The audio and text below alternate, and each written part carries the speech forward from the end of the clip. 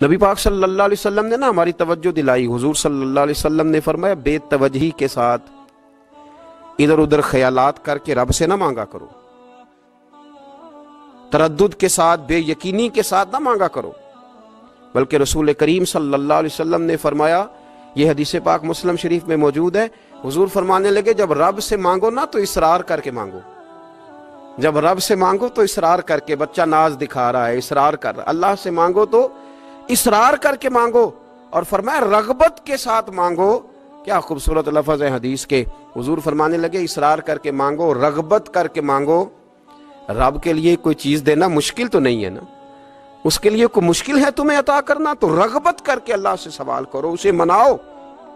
اور خود نبی پاک صلی اللہ علیہ وسلم کا حال یہ تھا. حضرت عائشہ صدیقہ رضی اللہ تعالیٰ عنہ فرمانے لگی کہ نبی پاک دعا رسول اللہ صلی اللہ علیہ وسلم، یہ لفظ ہیں حضرت عائشہ کے. اللہ اکبر، ذرا ان میں ڈوب کر دیکھیے گا، ذرا ان لفظوں میں کھو کر دیکھیے گا ام المومنین کیا فرماتی ہیں.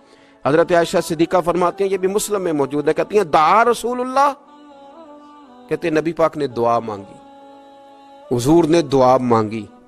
سبحان اللہ، کیا لفظ ہیں، کیا وجد آفرین جملے. کہتے ہیں دعا رسول اللہ، نبی پاک نے دعا مانگی، ثم دعا، دعا مانگ کر حضور پھر دعا مانگنے لگے. حضور نے دعا مانگی اور دعا مانگ کر حضور پھر دعا مانگنے لگے، اور ثم دعا رسول اللہ. تیسری دفعہ فرماتی ہیں، کہتی ہیں حضور نے دعا مانگی اور دعا مانگ کر پھر دعا مانگنے لگے. یعنی حضور نے دعا مانگی اور پھر دعا مانگی، اور دعا ختم ہو گئی تو تیسری دفعہ پھر دعا مانگی. یعنی حضور نے مانگا. کیا کہا حضرت نے؟ فرمانے لگے مانگیں گے مانگے جائیں گے، منہ مانگی پائیں گے. سرکار میں نہ لا ہے نہ حاجت اگر کی ہے، مانگیں گے مانگے جائیں گے، منہ مانگی پائیں گے. حضور نے دعا مانگی اور دعا مانگ کر پھر دعا مانگی، اور دعا مانگ کر پھر دعا مانگی. تو نبی پاک صلی اللہ علیہ وسلم کا تو اللہ سے مانگنے کا، اس کو منانے کا یہ طریقہ. حضرت عبداللہ ابن عمر فرمانے لگے، یہ لفظ ابو داؤد شریف میں موجود ہے، ذرا ان کا بھی ذائقہ محسوس کیجئے گا. حضرت سیدنا عبداللہ ابن عمر فرماتے ہیں میں حضور کی مجلس میں حاضر تھا، حضور مانگنے لگے اللہ سے، حضور اللہ سے مانگنے لگے.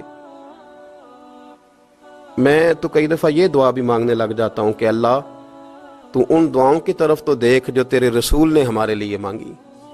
اللہ تو ہمیں تو نہیں نہ مانگنا آتا، نہیں طریقہ آتا، نہیں سلیقہ آتا، نہیں انداز آتا. ہم تو بے توجہ سے لوگ ہیں، بیٹھنے کا ڈھب نہیں آتا ہمیں تو ہاتھ اٹھانے کا سلیقہ نہیں آتا، ہم تو وضو کرنے کے اس طریقے سے آشنا نہیں. پر اللہ تیرے محبوب نے تو خوب مانگا ہے نا تجھ سے، تیرے پیارے حبیب علیہ السلام نے تو تجھے منایا ہے نا ہمارے حق میں. تو اللہ تو ان دعاؤں کی طرف تو دیکھ.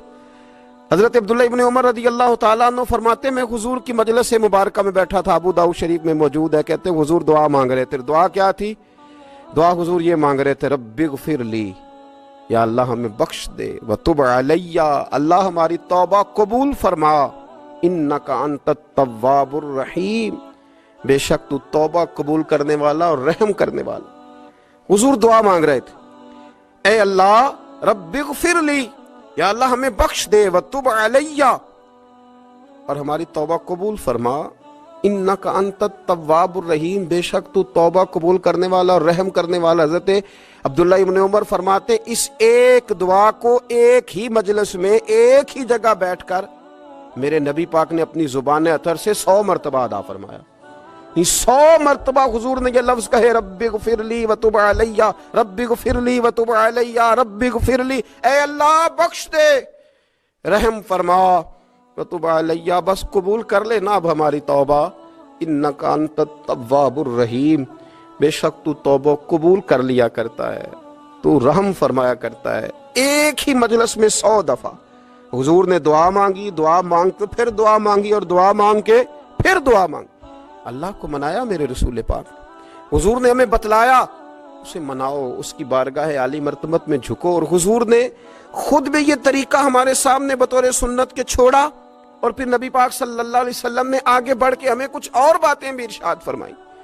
حضور نے ہمیں بتلایا کہ پچھلے لوگ اپنے رب کو کیسے مناتے تھے، وہ کس طرح اس کے حضور ناز عرض کرتے تھے، منانے کے طریقے بھی بتلائے. فرمایا جب ماں باپ دعا مانگیں گے اولاد کے حق میں تو وہ مان جائے گا.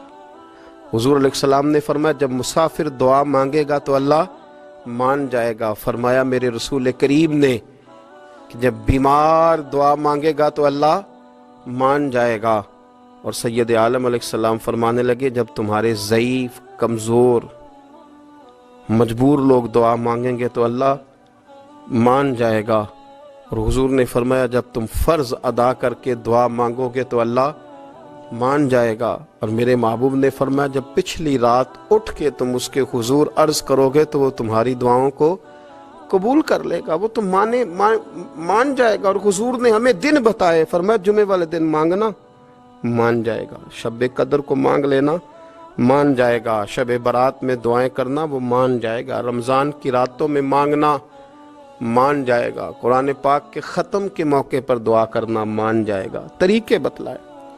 اب یہ ہے کہ ہم نے تو مانگنا تھا نا اس کی بارگاہ میں، ہم نے تو حاضر ہونا تھا، ہم نے تو جانا تھا، اب ہم نے آگے بڑھنا ہے، اس کے حضور عرض کرنا ہے۔ حضور نے ہمیں بتلایا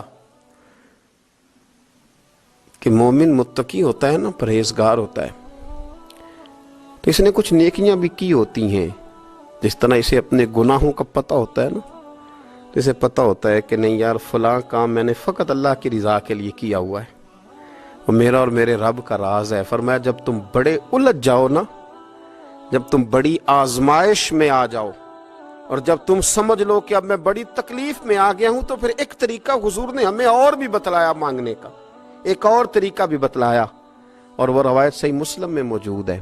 راوی حضرت عبداللہ ابن عمر رضی اللہ تعالیٰ عنہ، حضور فرماتے ہیں 3 لوگ سفر کر رہے تھے، یہ آپ اندازہ فرمائیے صحیح مسلم کی حدیث ہے، اور ذرا حضور کے سمجھانے کا ایک یہ رنگ بھی ہے اللہ کو منانے کا، ایک یہ انداز بھی ہے اس کی بارگاہ میں گزارشات پیش کرنے کا، یہ بھی ایک طریقہ حضور نے ہمیں بتلایا۔